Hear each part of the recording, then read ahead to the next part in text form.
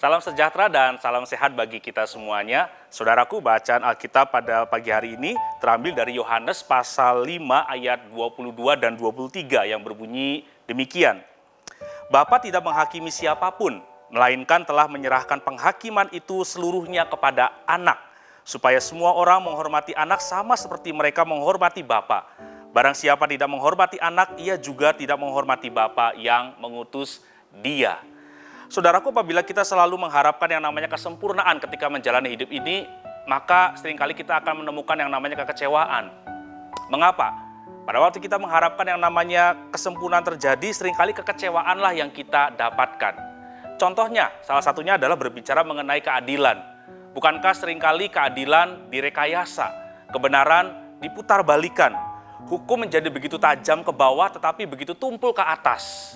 Artinya seringkali orang-orang yang seharusnya dihukum tetapi karena mempunyai uang, kuasa, pangkat dan jabatan akhirnya lepas dari jerat hukum.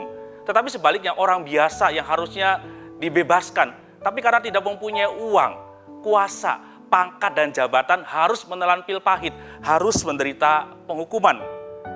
Dan saudaraku terkasih, ketika kita melihat keadilan dan hukum di dunia ini terkadang dipermainkan, kita menjadi kecewa atau bahkan hanya bisa tertawa saja. Tapi ketahuilah, akan datang waktunya nanti yang namanya keadilan, kebenaran akan sungguh-sungguh ditegakkan. Karena Alkitab menyatakan bahwa Yesus adalah hakim yang adil, yang karena keadilannya akan membalas setiap perbuatan manusia tanpa terkecuali.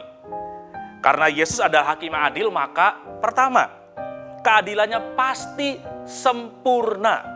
Kedatangan Yesus yang pertama kali adalah untuk menjadi juru selamat, menebus umat manusia dari dosa dan menyelamatkan setiap orang-orang yang sungguh-sungguh percaya kepada Dia.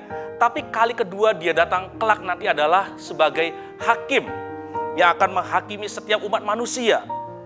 Nah, saudaraku, kalau keadilan di dunia ini dapat dipermainkan dan diperjualbelikan, maka hal itu tidak akan pernah terjadi pada waktu hari penghakiman tiba kelak nanti. Karena Yesus adalah hakimnya. Dan kalau Yesus adalah hakimnya, maka pasti keadilannya sempurna. Karena Dia akan membalaskan kepada setiap orang setimpal dengan perbuatannya. Yang kedua, setiap orang pasti akan dihakimi. Karena Yesus sebagai hakim, maka setiap orang pasti akan dihakimi. Tidak ada satu orang pun yang dapat luput dari penghakimannya.